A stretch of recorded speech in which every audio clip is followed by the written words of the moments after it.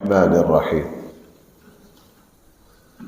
الحمد للہ رب العالمین والصلاة والسلام على سید المرسلین وعلى آلہ واصحابہ اجمعین اما بعد فاعوذ باللہ من الشیطان الرجیم بسم اللہ الرحمن الرحیم وَلَقَدْ آتَيْنَا دَاوُودَ وَسُلَيْمَانَ عِلْمًا وَقَالَ الْحَمْدُ لِلَّهِ الَّذِي فَضَّلَنَا عَلَى كَثِيرٍ مِّنْ عِبَادِهِ الْمُؤْمِنِينَ وَوَرِثَ سُلَيْمَانُ دَاوُودَ وَقَالَ يَا أَيُّهَا النَّاسُ عُلِّمْنَا مَنطِقَ الطَّيْرِ وَأُوتِينَا مِن كُلِّ شَيْءٍ إن هذا لهو الفضل المبين وحشر لسليمان جنوده من الجن والإنس والطير فهم يوزعون صدق الله مولانا ولقد آتينا داوود وسليمان علما بلا شبہ ہم نے عطا کیا داود اور سلیمان کو علم وقال الحمد للہ دونوں نے کہا ساری تعریفیں اس اللہ کے لیے ہیں الذی فضلنا علی کثیر من عبادہ المؤمنین جس نے ہمیں فضیلت دی اپنے مومن بندوں میں سے اکثر پر وورث سلیمان داود ہم نے وارث بنا دیا پھر وارث بنے سلیمان داود کے وقال یا ایھا الناس پھر حضرت سلیمان نے لوگوں سے فرمایا علمنا منطق الطیر نبیوں کی بھائی زبان کیسی عاجزی اور بندگی کو اپنے اندر لیے ہوتی علم والوں کے لیے یہ جو ایتے ہیں نا دو تین بلکہ میں تو یوں سمجھتا ہوں کہ ہر عالم کو ہر علم والے کو کہیں اپنے علم پر گمنڈ کبھی اپنے علم پر غرور نہ پیدا ہو جائے ان کو یہ ایتے تو بطور وظیفہ پڑھنی چاہیے حضرت سلیمان کیا کہہ رہے ہیں علمنا ہمیں سکھایا گیا ہے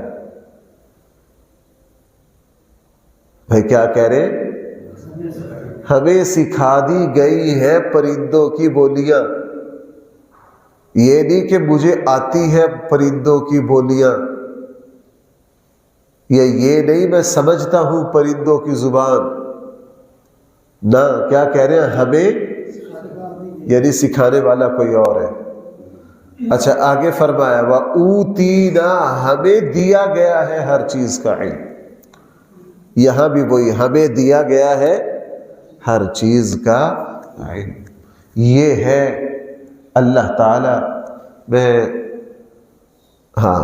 ایک جگہ عرض کر رہا تھا وہاں اساتذہ تھے کہ بھائی جس علم کے پیچھے تواضع اور عاجزی ہو اللہ اس علم کو قبول کرتے ہیں اور شہرت دیتے ہیں اور اس علم کو چراغ بنا کر اس کی روشنی اللہ پورے معاشرے میں پھیلاتے ہیں اور جس علم کے پیچھے غرور انا اللہ تعالیٰ کو ایسا علم پسند نہیں ہے ابھی حضرت سلیمان علیہ السلام کو اللہ تعالیٰ نے یہ نعمت عطا کی کہ پرندے حشرات الارض ساری مخلوق کی بولیاں سمجھتے تھے اس سے بعض علماء نے سمجھا جب وہ سمجھتے تھے پتہ چلا بول بھی سکتے ہوں گے چونکہ بندہ جو زبان سمجھ لیتا ہے وہ بول بھی لیتا پرندوں کی بولیاں سنتے سمجھتے اس سے قرآن کے اس انکشاف سے ایک تو یہ پتہ چلا کہ اللہ تعالیٰ نے ساری مخلوق کی کوئی نہ کوئی زبان رکھی ہے اللہ تعالیٰ نے ساری مخلوق کی کوئی نہ کوئی زبان رکھی ہے کوئی نہ کوئی بولیاں رکھی ہیں اللہ سب کی سمجھتا ہے اللہ تعالیٰ بھائی سب کی سمجھتے کبھی کبھی نبیوں کے سامنے بطور معجزہ اللہ تعالی مخلوق کی زبان کھول بھی دیتے۔ بھائی صحیح حدیث ہے، ہمارے آقا صلی اللہ علیہ وسلم ایک انصاری نوجوان کے باغ میں تشریف لے گئے، ساتھ کچھ صحابہ تھے، وہاں ایک اونٹ بندھا ہوا تھا، وہ رسول اللہ صلی اللہ علیہ وسلم کو دیکھ کر بلبلایا۔ اللہ کے نبی کے جسم اطہر کے ساتھ اپنے سر کو منہ کو بار بار ملے۔ صحابہ اکرام کو اتنی سمجھ لگ گئی کہ یہ کوئی غیر معمولی حرکت ہے، اس کی روٹین کی نہیں ہے۔ وہ سمجھے کہ اللہ کے نبی ہے، پہچانتا ہوگا، برکات ہوگی۔ ان کو کیا پتا کہ یہاں پورا مکالمہ ہو رہا ہے، پورا شکوہ شکایت ہو رہی۔ رسول اللہ صلی اللہ علیہ وسلم نے فرمایا یہ اونٹ کس کا ہے؟ ایک انصاری نوجوان بتایا کہ جی فلاں انصاری نوجوان کا ہے۔ رسول اللہ صلی اللہ علیہ وسلم نے فرمایا یہ شکایت کر رہا ہے کہ مجھ سے کام زیادہ لیتے ہیں اور مجھے چارہ کم دیتے ہیں۔ اس سے پتہ چلا اونٹ کی بولی ہے۔ بطور معجزہ اللہ نے رسول اللہ صلی اللہ علیہ وسلم کو ایسی بہت سارے حضور علیہ السلام کے واقعات ہیں، رسول اللہ صلی اللہ علیہ وسلم کے واقعات ہیں۔ مسند احمد کی اس روایت میں گو کا تذکرہ ہے، سیرت کی کتابوں میں ہے، رسول اللہ صلی اللہ علیہ وسلم نے فرمایا میں اس پتھر کو پہچانتا ہوں جو مجھ سے نبوت سے پہلے سلام کرتا تھا، میں اس کو پہچانتا ہوں۔ اور ہمارے آقا صلی اللہ علیہ وسلم نے فرمایا حجر اسود کل قیامت والے دن بولے گا، باتیں کرے گا۔ بھائی کیا کرے گا؟ بولے گا، باتیں کرے گا۔ یہ میرے اور آپ کے لیے قرآن نے بہت بڑی حقیقت کو کھول کے رکھ دیا۔ یہ انسان کہتا ہے نا میں جو چل رہا ہوں کسی کو کیا پتا۔ حدیث میں کیا آتا ہے؟ جب کسی مسلمان کا انتقال ہوتا ہے، جہاں بیٹھ کر وہ نیکی کرتا تھا، وہ ضمیر اس کی جدائی پر روتی ہے، اس کی جدائی پر روتی۔ حدیث میں کیا آتا ہے؟ مؤذن اذان دیتا ہے، جہاں تک آواز جائے گی یہ جگہ کل قیامت میں اس کے حق میں کوئی کہے گا یار کیسے گواہی دے گی؟ وہ اللہ دنیا میں دکھا رہے، اللہ دنیا میں دکھا رہے۔ اب لوگ جیسے جیسے جدت اور جدید آلات آ رہے ہیں، جدید آلات آ رہے ہیں، پتہ چلا سمندر کی تہوں میں وہیل مچھلی کی بھی ایک زبان ہے۔ اب ماہرین دکھا رہے ہوتے ہیں کہ مچھلی ہے، اس کے 2 بچے، اور وہ کم سے کم 3000 4000 فٹ دور چلے گئے۔ میں کتنی دور چلے گئے؟ 4000 فٹ دور چلے گئے ہیں ماں سے۔ ماں ایک چیخ سی کی آواز نکل رہی ہے، بظاہر وہ ایک عام آواز ہے، اس کے اثرات کہاں تک جا رہے ہیں؟ اور بچے فوراً ماں تک پہنچ رہے۔ ماہرین نے یہ لکھا اللہ کا نظام ہے، قیامت والے دن یہ انکشاف ہوگا۔ اللہ کا نظام یہ ہے، اللہ نے ہر کائنات کی زبانیں رکھی۔ اب تو جنہوں نے قرآن کی نیت، سر سید مر گیا قرآن کی نیتوں کا انکار کرتے کرتے، اور آج انکشافات نے ان کو سچا کر دیا۔ انہوں نے کہا جناب ان کی تفسیر احمدیہ ہے، تقریباً سارے معجزات کا انکار ہے، تقریباً۔ آگے آ رہا نا قالت نملہ، چونٹی والی بات آ رہی ہے۔ یہ لوگ یہاں کیا کہتے ہیں آگے؟ وہ کہتے ہیں نملہ جو ہے نا یہ چونٹی نہیں ہے، یہ ایک قبیلہ تھا بنو نملہ، اس کا ایک بندہ تھا، اس قبیلے کا نام چونٹی کے نام پر تھا۔ اصل میں اس بندے کا مکالمہ ہوا، قرآن نے اس کو نملہ سے کہہ دیا۔ قرآن کی آیت کی ساری روح نکال دی کہ نہیں؟ پھر کیا معجزہ ہوا؟ بہرحال یعنی معجزات کا انکار کیا۔ اب ان کے ہاتھوں جو سائنس مرتب ہوئی اس نے ثابت کر دیا۔ قرآن کریم نے شہد کی مکھی کو بطور نشانی کہا، وَأَوْحَى رَبُّكَ إِلَى النَّحْلِ أَنِ اتَّخِذِي مِنَ الْجِبَالِ بُيُوتًا، ہم نے وحی بھیجی، ہم نے دل میں خیال ڈالا شہد کی مکھی کے یوں یوں کر، کہنے لگے جناب یہ کیسے ہو سکتا ہے، یہ کیسے ہو سکتا ہے؟ اب خود پتہ کیا کہہ رہے، اب یہ سائنس کے ماہرین کیا کہہ رہے، کہتے ہیں جناب تم تو موبائل اب بنا رہے ہو نا شو کے ذریعے، انہوں نے شہد کی مکھیوں نے تو اپنا موبائل بہت پہلے ایجاد کر لیا تھا، یہ تو پہلے دن سے چلا رہی ہے۔ سسٹم کیا ہے ان کا؟ چھتا ہے، چھتے کے اوپر سے ان کی جو جتنی مکھیوں کی ڈیوٹی ہوتی ہے وہ طرح طرح کے پھل پھول سے رس لینے جاتی ہے۔ اگر کوئی راستہ بھول جائے، اگر کوئی شہد کی مکھی بھائی راستہ کہ چھتا میرا کدھر ہے، تو چھتے کے اوپر ان کی کچھ، اب وہ تصویر میں صاف پتہ چلتا ہے، کچھ مکھیاں وہ ہیں جن کے منہ کے آگے جو دو بال ہیں وہ دوسروں سے بڑے، وہ اس کو ہلا رہی ہے، مستقل سگنل دے رہی ہے، اور شعاؤں کے ذریعے وہ مکھیاں جو کوئی 3 میل دور، کوئی 4 میل دور چلی گئی ہے رس لینے، وہ رستہ بھولی ہے، وہ بھی پھر اپنا موبائل کو حرکت دیتی ہے، شعاؤں کے ذریعے دونوں کا کیا ہوتا ہے؟ رابطہ ہوتا ہے، اور یہ جو سگنل جو چھتے سے جا رہے ہیں یہ اس تک پہنچتے ہیں، وہ ان کی رہنمائی میں چھتے میں پہنچ جاتی ہے۔ اللہ نے کہا وَأَوْحَى رَبُّكَ إِلَى النَّحْلِ، ہم نے شہد کی مکھی کے دل میں کیا ڈالی؟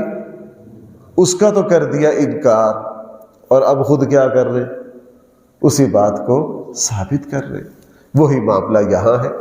وَقَالَ يَا أَيُّهَا النَّاسِ، حضرت سلیمان نے فرمایا اے لوگو، عُلِّمْنَا مَنطِقَ الطَّيْرِ، ہمیں سکھایا گیا ہے پرندوں کی آوازوں کو، بولیاں ہمیں سکھائی گئی ہے، وَأُوتِينَا مِن كُلِّ شَيْءٍ، اور ہمیں حکومت چلانے کے لیے ہر چیز کا علم دیا گیا ہے۔ پھر نبی فرما رہا ہے إِنَّ هَذَا لَهُوَ الْفَضْلُ الْمُبِينُ، یہ سارا کا سارا بہت کھلم کھلا فضل ہے، کس کا؟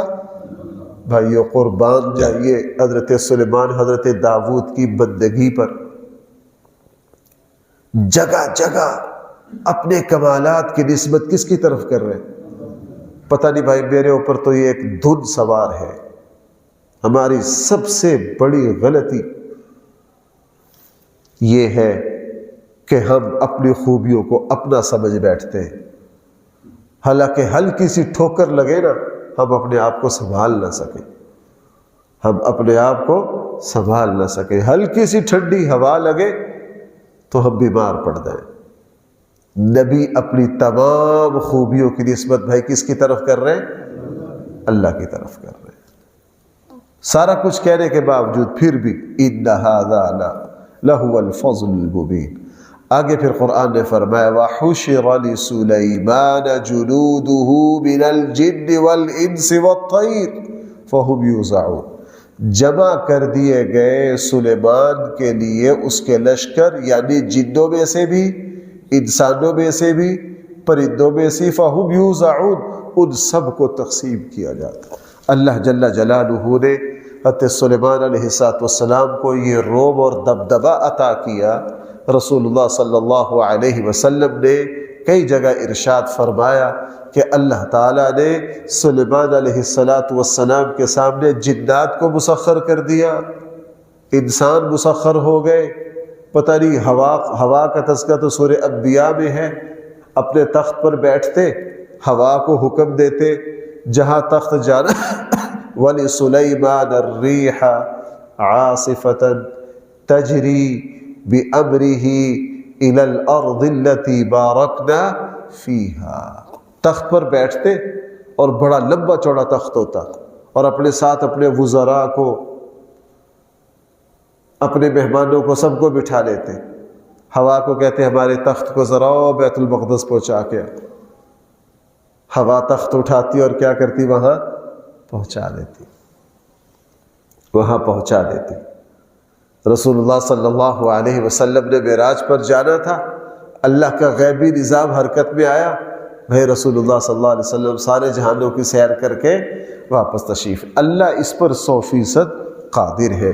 تو جنات پر، انسانوں پر، پرندوں پر، سب پر۔ اب اس کی ایک بہترین جھلک بھی یہاں دکھائی، ایک بڑا خاص واقعہ ذکر کیا۔ حتیٰ اذا اتوا علی وادی النمل، یہاں تک کہ ایک دن حضرت سلیمان پہنچے چونٹیوں کی وادی پر۔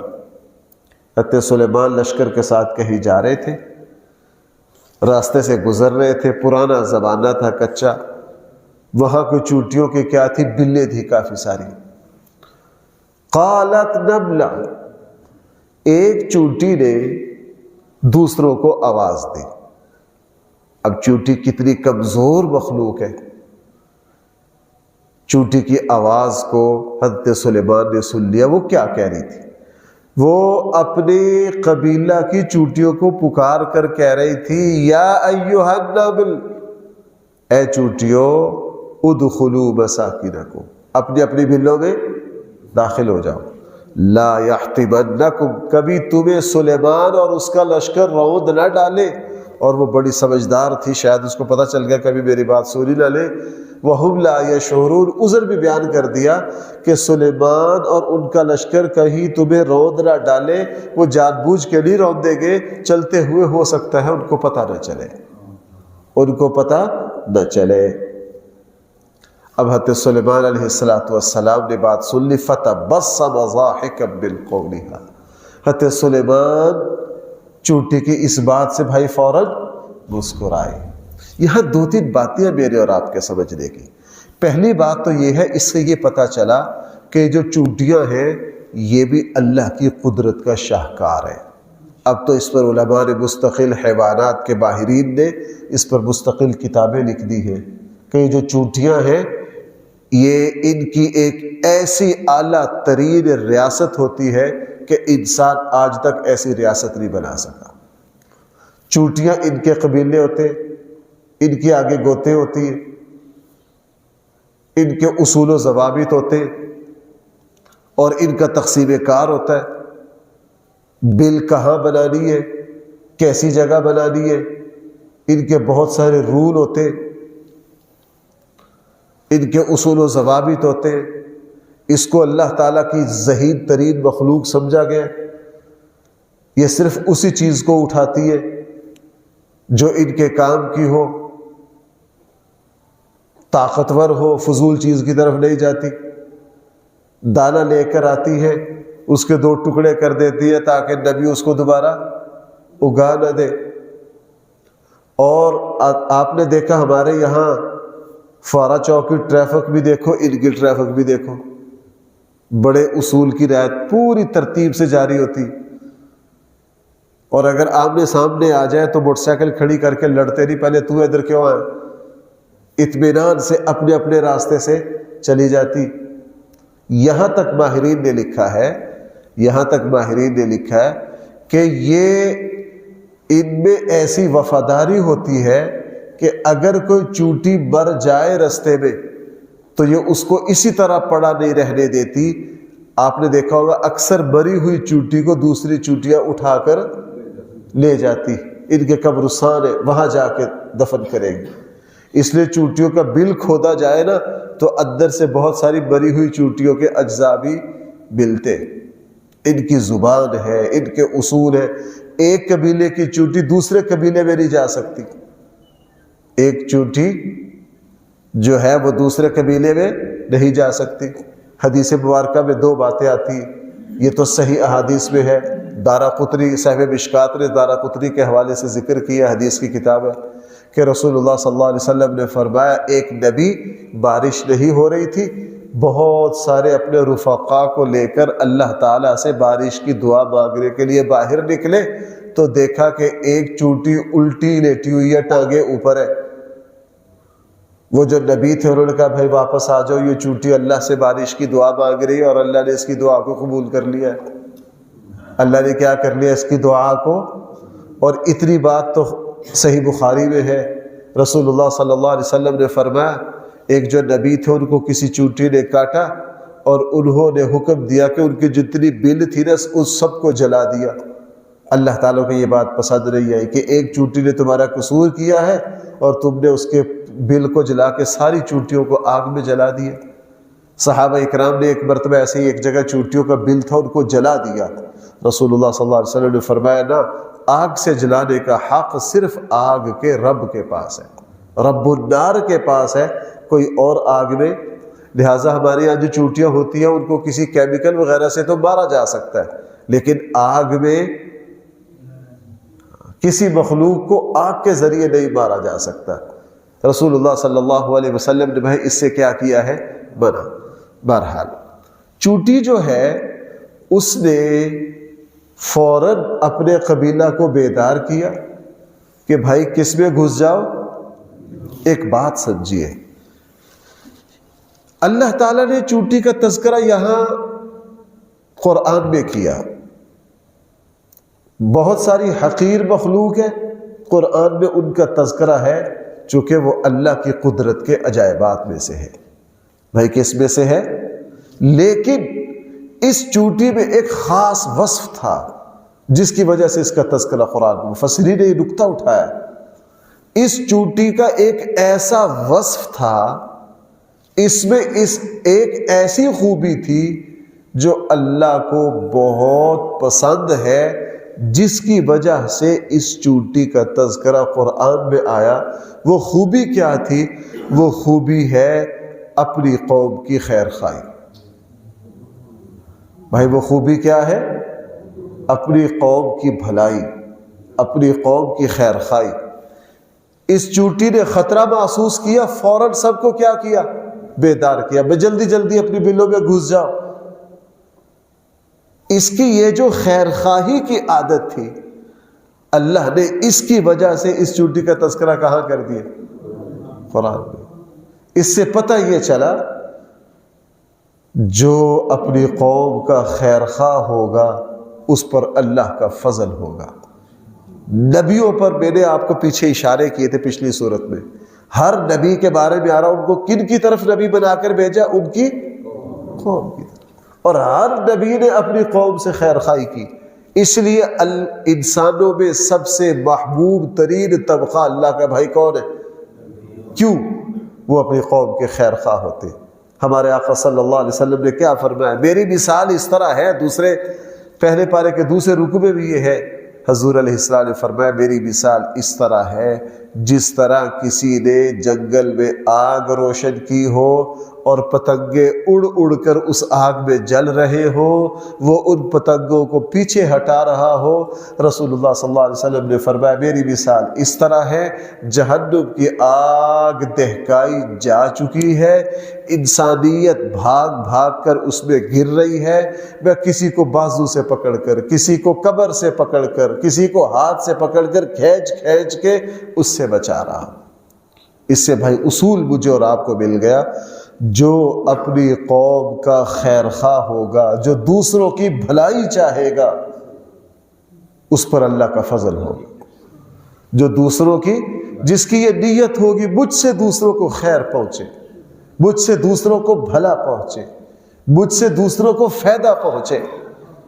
اس لیے رسول اللہ صلی اللہ علیہ وسلم نے فرمایا الدین النصیحہ، دین کس چیز کا نام ہے بھائی؟ خیر خواہی کا نام ہے۔ دین کس کا نام ہے؟ خیر خواہی کا نام ہے۔ اور ہمارے یہاں دیکھ لیجئے، ملک لوٹ لوٹ کے جن لوگوں نے قوم کے ساتھ بدخواہی کی، اللہ معاف فرمائے ان کے قریب بیٹھیے جا کے، پیسہ تو بڑا نظر آتا کہ ان کے اکاؤنٹ بھرے پڑے، لیکن یہ جس بے چینی اور بے سکونیوں کا شکار ہے نا، جس بے چینی اپنے آپ سے آوازار ہے، جس شخص نے اپنی قوم کو نقصان پہنچایا، عام مخلوق کے ساتھ بدخواہی کی، عام مخلوق کو نقصان پہنچایا، بھائی وہ اللہ تعالیٰ کے یہاں بہت کمینہ ترین انسان ہے۔ بھائی میری ایک بات سنیے، شیخ سعدی نے گلستان میں ذکر کیا کہ میں بیت المقدس میں اعتکاف بیٹھا ہوا تھا۔ شیخ سعدی رحمہ اللہ کیا فرما رہے؟ میں بیت المقدس میں کیا کر رہا تھا؟ اعتکاف۔ اس وقت کے جو بادشاہ تھے وہ بیت المقدس آئے، نماز پڑھی مسجد میں آ کر، اس کے بعد بہت گڑ گڑا کے دعا لگے مانگنے، بڑی لمبی دعا ہوگی، بڑا رو رہا تھا دعا میں۔ کہنے لگے جب دعا مکمل کی نا تو مجھے بھی جوش آ گیا۔ میں نے اسے کہا جناب آپ کو بیت المقدس مسجد آنے کی دعا مانگنے کی ضرورت نہیں ہے، اگر آپ کو دعا مانگنے کی ضرورت پڑ رہی ہے یہ علامت ہے اس بات کی کہ تمہارے عمل میں کوتاہی ہے، جاؤ باہر جاؤ، دفع ہو جا کے مخلوق کی جا کے خدمت کرو۔ جو مخلوق کی خدمت کرے گا اس کو مسجد میں بیٹھ کر دعا مانگنے کی ضرورت نہیں پڑے گی، جاؤ مخلوق سے دعائیں لو جا کے۔ تمہارے معاملات اٹکے ہوئے، تمہیں یہاں دعائیں مانگنے کی ضرورت پیش آئی ہے، علامت ہے اس بات کی کہ تم اپنے فرائض میں کیا کر رہے ہو؟ کوتاہی کر رہے ہو۔ میں نے ایک صاحب کو دیکھا، بہت بڑے عہدے سے لٹائر ہے، بیٹے بڑے بڑے عہدوں پر ہیں، اللہ نے بڑی فراوانی دی ہے، پھر بھی ایک چھوٹی سی جگہ بیٹھ کے لوگوں کی خدمت کرتے ہیں۔ میں تو کسی کام سے گیا تھا ان کے پاس، میرا تعلق نہیں تھا۔ ایک صاحب نے ان سے پوچھا کہ بھائی صاحب اللہ نے آپ کو اتنا کچھ نوازا ہے، اب کیوں کرتے ہو؟ وہ کہنے لگا یار میرے پاس سارا کچھ ہے، میں تو لوگوں کی دعائیں لینے کے لیے بیٹھتا ہوں یہاں کے۔ کس لیے بیٹھتا ہوں؟ ایک عام سا کام کرتے ہیں، بہت بڑے عہدے سے لٹے، بڑی جائیداد ہے، بیٹے اللہ نے بہت کچھ دیا ہے، لیکن ایک معمولی سی جگہ آ کر بیٹھتے ہیں لوگوں کے کام کے لیے۔ بھائی میں کس لیے آتا ہوں؟ تاکہ لوگ مجھے کیا دیں؟ دعائیں دیں۔ اس لیے بھائیوں، جس انسان میں خیر اور بھلائی ہو، گھر جائے، اس سے اس کی بیوی کو نفع پہنچ رہا ہے، اس کے سسرال کو نفع پہنچ رہا ہے، اس کے ماں باپ کو پہنچ رہا ہے، اس کے بھائیوں کو پہنچ رہا ہے، اس کی بہنوں کو پہنچ رہا ہے، اس کے بھانجے بھتیجوں کو پہنچ رہا ہے، محلے والوں کو پہنچ رہا ہے۔ اللہ نے اس کو یہ صلاحیت دی ہے کہ جب کوئی جاننے والوں میں سے مشکل آتا ہے، کسی پر مشکل آتی ہے، تو وہ بھاگ کر اس کے پاس آتے ہیں کہ یار یہ ہماری صحیح رہنمائی کرے گا، یہ کیا کرے گا؟ ہمیں صحیح مشورہ دے گا، ہماری صحیح رہنمائی کرے گا۔ جس بندے میں یہ وصف ہو تو بھائی وہ اللہ تعالیٰ کا محبوب ترین بندہ ہے۔ اس چوٹی کا تذکرہ یہاں آیا، اس کی خیر خواہی دیکھیے، اس نے کیا کہا، ذرا الفاظ دیکھیے، حتی اذا اتوا علی وادی النمل، جب آئے سلیمان اپنے لشکر کے ساتھ کس پر؟ چوٹیوں کی وادی پر۔ قالت نملہ، تو کہا کس نے؟ ایک علمی سا لطیفہ ہے، لیکن یہ لطیفہ ذرا ان کو سمجھ آئے گا جو عربی گرامر کو سمجھتے ہو۔ حضرت قتادہ رضی اللہ عنہ ایک صحابی ہے، ایک قتادہ تابعی ہے۔ یہ واقعہ ان قتادہ کا ہے جو تابعی ہے، امام اعظم ابو حنیفہ رحمہ اللہ کے بڑوں میں سے تھے، اساتذہ میں سے تھے۔ ایک مرتبہ یوں درس دے رہے تھے، بس زبان سے ایک نامناسب کلمہ نکلا، جوش میں آ گیا، بس جس نے جو پوچھنا مجھ سے پوچھ لو۔ امام اعظم ابو حنیفہ رحمہ اللہ بچے تھے، انہوں نے کہا ان سے پوچھئے کہ قرآن میں جس چوٹی کا تذکرہ ہے وہ مذکر تھی یا مؤنث؟ وہ کیا تھی، مذکر تھی یا مؤنث؟ اب نملہ کا لفظ مذکر پر بھی بولا جاتا ہے اور نملہ کا لفظ مؤنث پر بھی بولا جاتا ہے۔ حضرت قتادہ چونکہ سوچ کے کہنے لگے یار، چونکہ عربی تو ان کو پتا تھا نملۃ مذکر پر بھی بولا جاتا ہے اور نملۃ مؤنث پر بھی بولا جاتا ہے، تو کیسے؟ سوچ کے کہا مجھے اس کا جواب نہیں آتا۔ امام اعظم ابو حنیفہ بچے تھے اس وقت، کہا جی وہ چوٹی مؤنث تھی، مادہ تھی۔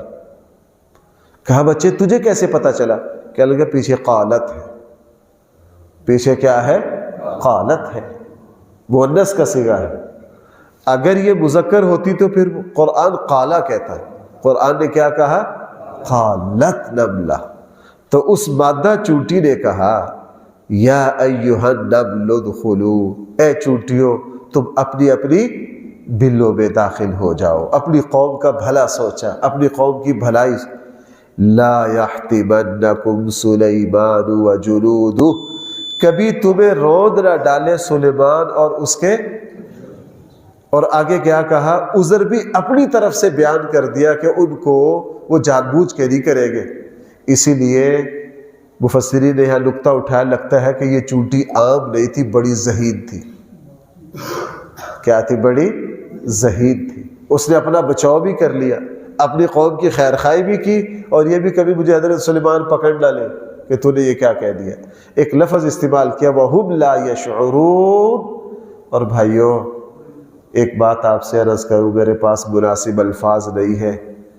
ہم جب کبھی اول تو دوسروں کی عیب بیان نہیں کرنے چاہیے، اگر کہیں عیب سامنے آ جائے نا تو اس کی طرف سے ایک اچھا عذر بھی ہمیں خود ہی تراش لینا چاہیے.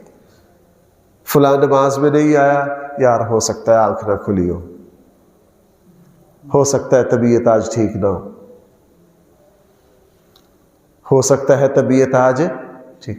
فلاں نے فلاں کام کیا، یار اس کو لگتا ہے اس کی کوئی اس طرح کی مجبوری ہوگی. کوئی اچھا عذر اپنی طرف سے، اچھا عذر تراش کے حسن ظن کو باقی رکھنا. بھائی میں جمعے میں تو اس طرح کی باریک باتیں نہیں بیان کر سکتا، جمعے میں تو ہر طرح کے لوگ ہوتے ہیں، اس لیے جمعے کی تقریر میں ہماری کوشش ہوتی ہے سادہ سادہ بات کرنے کی تاکہ عام لوگوں کو سمجھ آ جائے. درس میں تو ماشاءاللہ آپ سب حضرات پختہ ذہن کے لوگ ہوتے، تو یہاں ہم ہر طرح کی بات کر لیتے. دوسروں کی غلطیوں کے بارے میں اچھا عذر خود تراش لینا کہ یار فلاں نے غلط کام کیا، یار ہو سکتا ہے بیچارہ کسی وجہ سے مجبور ہو. اور ہم کیا کرتے؟